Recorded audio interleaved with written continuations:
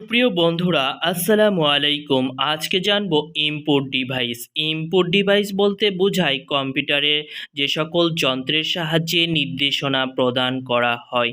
এই ইনপুট ডিভাইসের মধ্যে অন্যতম হলো কিবোর্ড। কিবোর্ড বলতে বোঝায় কম্পিউটারের বোতামযুক্ত যে অংশটি। কিবোর্ডের সর্বমোট কী রয়েছে 105টি। কিবোর্ডকে 5টি ভাগে ভাগ করা হয়। নাম্বার 1 ফাংশনাল কি।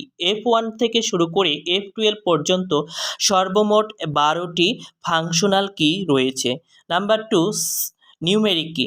নিউমেরিক কি হলো যে 0, 1, 2 এরকম সংখ্যাভিত্তিক নিউমেরিক কি রয়েছে 17টি।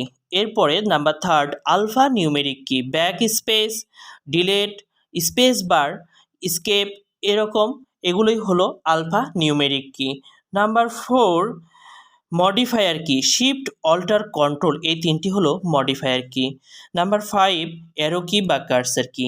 অ্যারো কি বা কার্সার কি left arrow, right arrow, up arrow, down arrow এই চারটি হলো কার্সার কি বা অ্যারো কি। এবার আমরা জানব সংক্ষেপে কিবোর্ড আবিষ্কারের ইতিহাস। 1877 সালে ক্রিস্টোফার ল্যাথান্স টাইপরাইটার মেশিন আবিষ্কার করেন।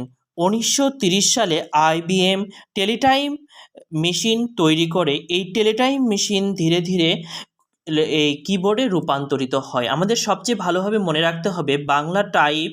এই বাংলা টাইপের ক্ষেত্রে 1988 সালে মোস্তফা জব্বার বিজয় কিবোর্ড আবিষ্কার করেন। আর 2003 সালে ডাক্তার মেহেদী হাসান অভ্র কিবোর্ড আবিষ্কার করেন। কিবোর্ডের যে কি বিন্যাস সেটিকে বলে কর্টি।